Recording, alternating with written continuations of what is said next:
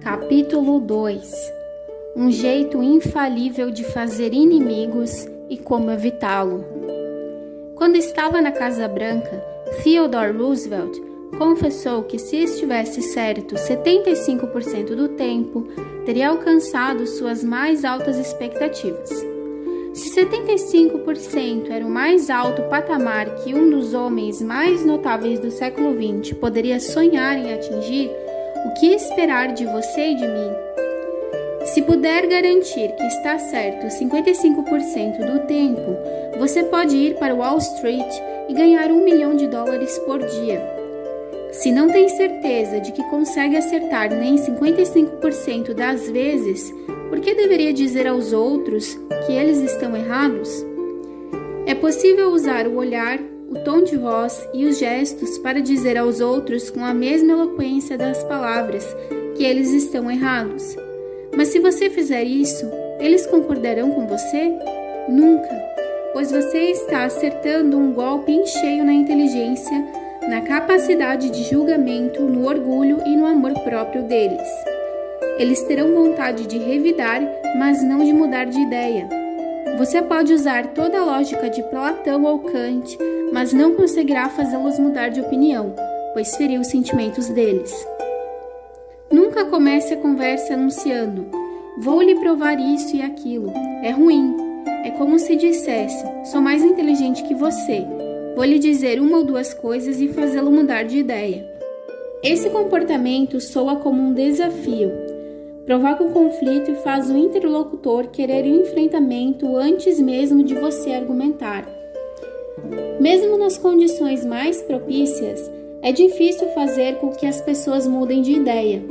Logo, por que dificultar ainda mais? Por que criar obstáculos para si mesmo? Se você vai provar algo, não informe isso a ninguém. Haja de maneira tão sutil e elegante que ninguém perceba que você está fazendo isso. Esse comportamento foi expresso de forma bastante concisa por Alexander Pope. Os homens devem ser ensinados como se não fossem ensinados, e o desconhecido proposto como se fosse algo esquecido. Mais de 300 anos atrás, Galileu disse: não é possível ensinar qualquer coisa a um homem, só é possível ajudá-lo a descobri-la dentro de si. E Lord Chesterfield disse ao filho: seja mais sábio do que os outros se puder, mas não avise a ninguém. Por fim, Sócrates disse várias vezes a seus seguidores em Atenas: a única coisa que sei é que nada sei. Não posso querer ser mais inteligente do que Sócrates. Portanto, preciso parar de dizer aos outros que estão errados. Quando faço isso, descubro que vale a pena. Se alguém diz algo que você considera errado, mesmo que você saiba que está errado, é melhor começar dizendo: veja, eu penso diferente, mas posso estar enganado. Muitas vezes me engano. Se isso acontecer, quero ser corrigido. Vamos examinar os fatos. Existe uma magia positiva em frases como: posso estar enganado, muitas vezes eu me engano, e vamos examinar os fatos. Ninguém, sob hipótese alguma e em circunstância alguma, vai se opor a você caso diga algo do tipo. Você nunca arranjará problemas ao admitir que pode estar errado. Essa postura interrompe a discussão, inspira seu oponente a ser tão justo, aberto e receptivo quanto você, e o faz admitir que também pode estar errado. Se você tem certeza absoluta de que a pessoa está enganada e diz isso sem rodeios, o que acontece? Veja o seguinte exemplo. Certa vez o Sr. S., jovem advogado nova-iorquino, trabalhava num caso muito importante diante da Suprema Corte dos Estados Unidos, Lustgarten vs. Fleet Corporation 280 US 320. O caso envolvia uma considerável soma de dinheiro e uma importante questão do direito. Durante a argumentação, um dos juízes da Suprema Corte perguntou a ele se o Estatuto de Limitações da Lei do Almirantado era de 6 anos. O Sr. S. parou, fitou o juiz por um momento e em seguida respondeu bruscamente que não existia Estatuto de Limitações do Almirantado. Houve um silêncio no tribunal, disse o Sr. S. ao relatar o caso durante uma das aulas de meu curso. Tive a sensação de que a temperatura caiu para 0 grau. Eu estava certo, o juiz estava errado. E eu tinha dito isso. Mas isso o tornou mais amigável? Não. Ainda acredito que a lei estava do meu lado. E sei que aquela apresentação foi a melhor da minha vida até então. Mas eu não persuadi. Cometi um tremendo erro ao dizer a um homem muito culto e famoso que ele estava errado. Poucas pessoas são lógicas. A maioria de nós tem preconceitos e vieses. A maioria de nós é flagelada por noções pré-concebidas, sente ciúme, desconfiança, medo, inveja e orgulho. A maioria das pessoas não quer mudar de ideia sobre religião, corte de cabelo, comunismo ou sua estrela de cinema preferida. Portanto, caso você tenha vontade de dizer que as pessoas estão erradas, por favor, leia o trecho a seguir todos os dias antes do café da manhã. Pertence ao elucidativo livro A Formação da Mentalidade, de James Harvey Robinson. Às vezes, mudamos de ideia sem qualquer resistência e com naturalidade. Mas se nos dizem que estamos errados, ficamos ressentidos e o nosso coração endurece. Somos incrivelmente negligentes na formação das nossas crenças, mas somos tomados por uma paixão indevida quando alguém propõe nos livrarmos delas. Claramente, isso não acontece porque nossas ideias nos são caras, mas sim porque nossa autoestima é ameaçada.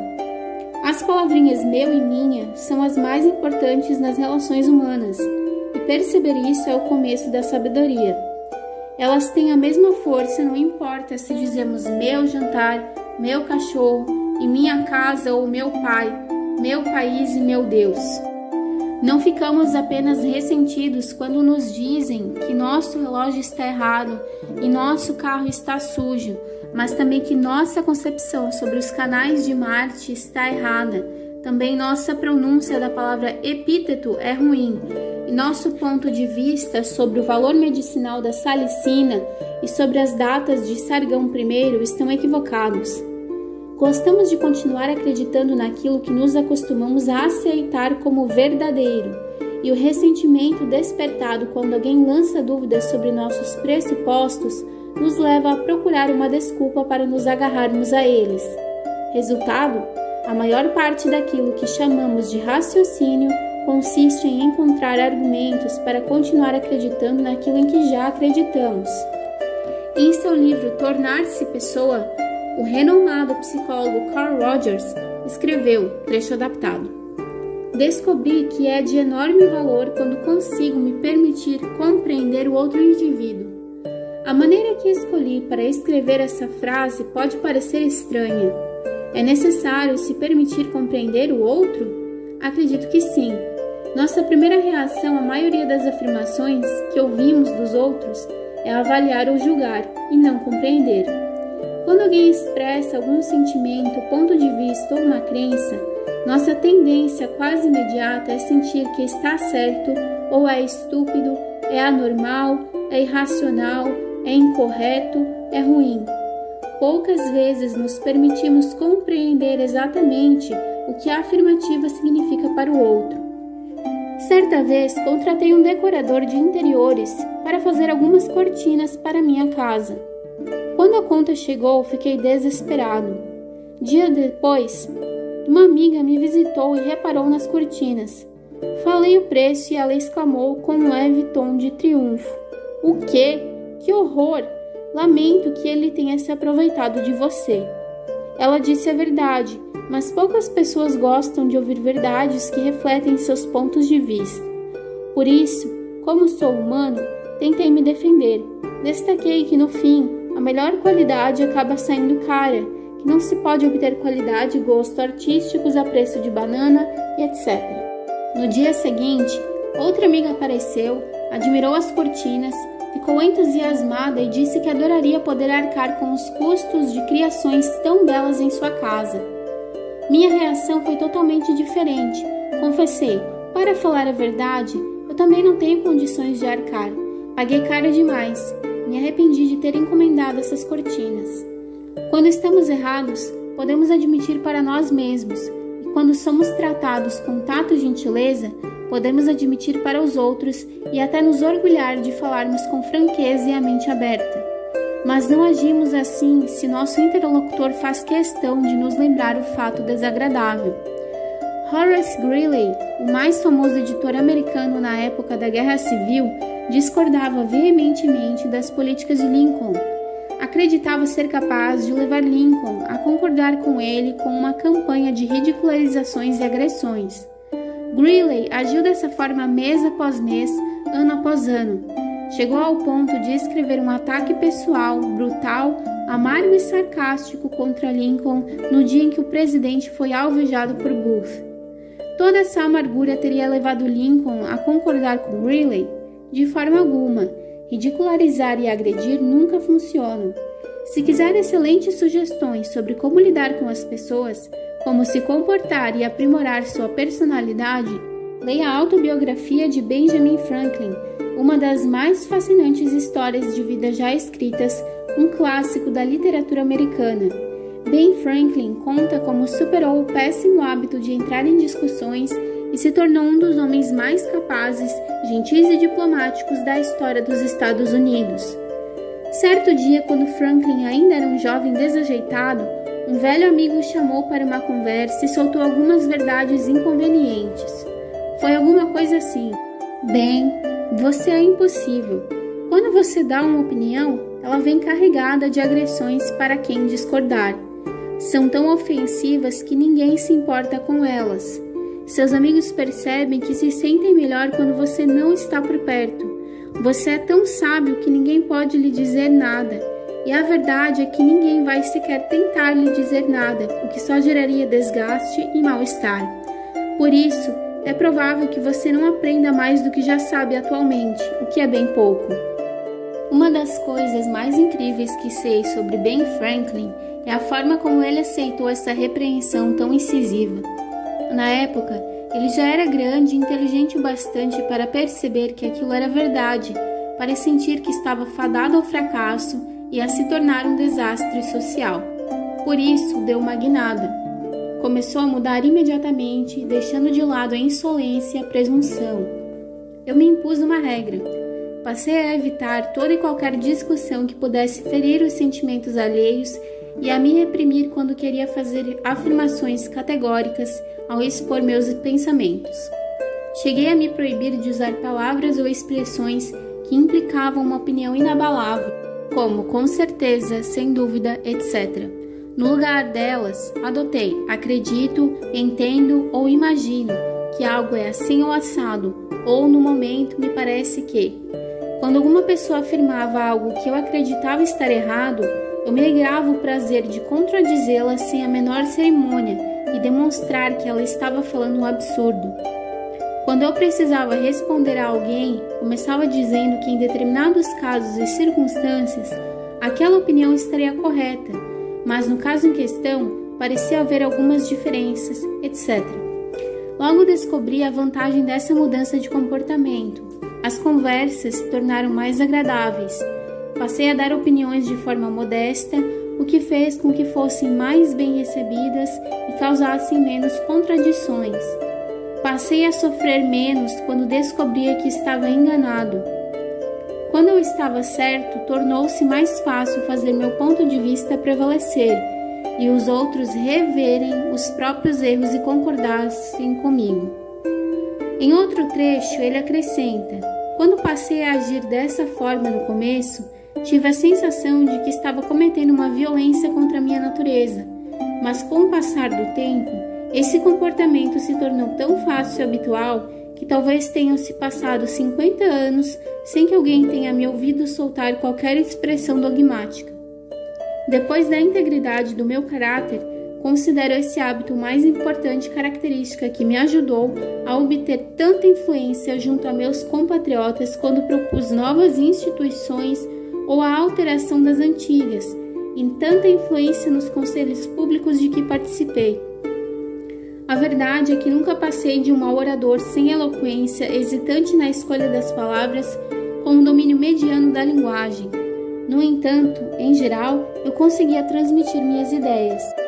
como os métodos de Ben Franklin funcionam no mundo dos negócios, vamos examinar 2 exemplos. Catherine A. Allred, de Kings Mountain, Carolina do Norte, é supervisora de engenharia industrial de uma fábrica de fiação.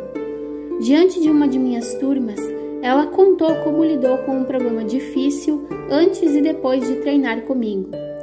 Parte de minha responsabilidade é lidar com o estabelecimento e a manutenção de sistemas de incentivos e de padrões para nossos operadores, de modo que possam ganhar mais dinheiro aumentando a produção.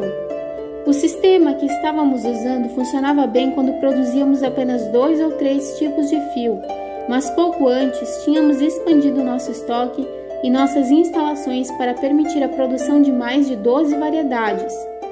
O sistema anterior não servia mais para fornecer uma remuneração justa pelo trabalho e não incentivava mais um aumento de produção. Catherine contou que havia desenvolvido um novo sistema que permitiria à fábrica pagar a cada operador pelo tipo de fio. Entrei numa reunião determinada a mostrar aos diretores que aquela era a abordagem correta.